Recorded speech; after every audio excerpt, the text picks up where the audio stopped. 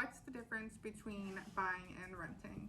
A common thing that I hear a lot of people say is, oh my gosh, my parents' mortgage is cheaper than my rent, or my friend's mortgage is cheaper than my rent. Like, I could be paying a mortgage cheaper than my rent. Why is that?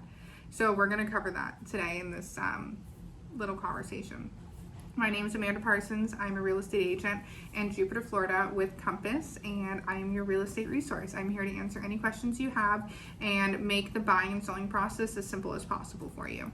So today we're going to talk about the difference between renting and mortgages. A lot of people in my life are at that stage in life where they're thinking about making the jump over to buying a house, and they don't really understand the full process or the full pros and cons, and I just want to give you a simple side by side. So first I want to address the issue of, oh my gosh, I could be paying less for a mortgage, and the confusion around that.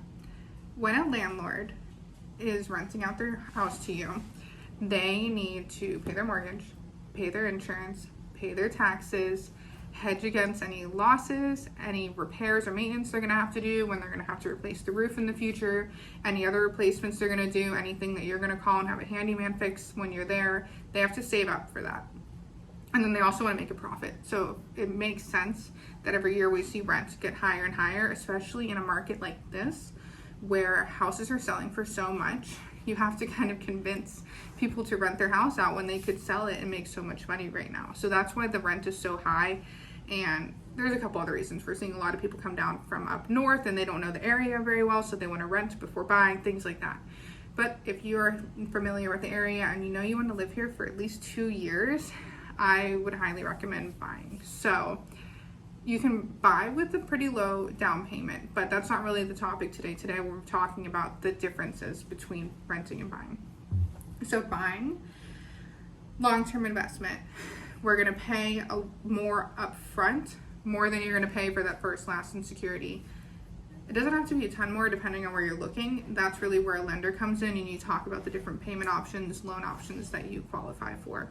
Renting's a less upfront cost and you know exactly what you're paying for. It's kind of a quick transaction. When you buy, you are responsible for repairs and maintenance, but you can also repair and maintain whatever you want. So if I was in a rental and I had this brown door and I wanted it to be white, I would just paint it white if I was the owner, or paint the outside of the house, or add landscaping. Because it is your home, you can do whatever you want. Typically in a rental situation, you really need to get the landlord's permission before doing anything like that. But when you buy, it's all on you. If you hate having an old toilet or an old vanity and you want to replace it, you can go to Home Depot and spend less than $200 and get your dad to install it. I did that when I was a homeowner. I renovated both the bathrooms in there for like under $500 with that free labor. Anyways, so a couple other differences. Let's see, I have notes here and I just want to make sure I cover everything. So going back to why mortgage is more expensive than rent. When you are renting, you are building someone else's wealth. That money in that house is an appreciating asset. We've seen that more than ever in the last couple of years. And when you pay rent, you're paying their mortgage, their insurance, their taxes. When you have your own house, you're paying your own mortgage towards your own asset. And if and when you decide to sell, you get to take all of that appreciation. So if you break even, you basically live for free. So that's a really big difference, is that you can invest in yourself or you can invest in someone else.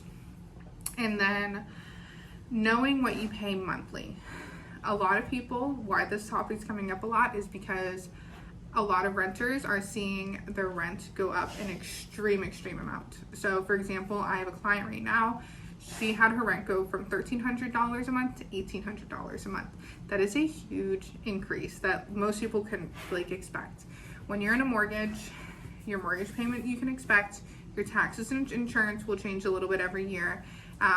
But for the most part, you have a lot of heads up and your rate's not going to change that much monthly. So from a budgeting standpoint, you know where you stand a lot, and you don't, in addition to that, you don't have to worry about will they renew at the end of the year for you. You know you can renew as long as you continue to make your mortgage payment. And another complaint is, well, what if I don't want to live there for 30 years?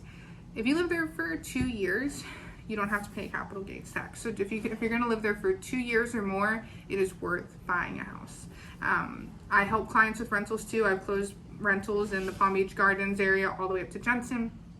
So I have nothing against rentals. It depends on where you're at in life. But if you're in a place where you feel like financially ready, that you could really make a commitment to buying a house, I cannot recommend it more. It is the ultimate path to wealth because you are investing in yourself, you're investing in a home, and you're investing in an appreciating asset. I hope this was helpful to you. If it was, please hit like and subscribe below, and I hope you have a great rest of your day.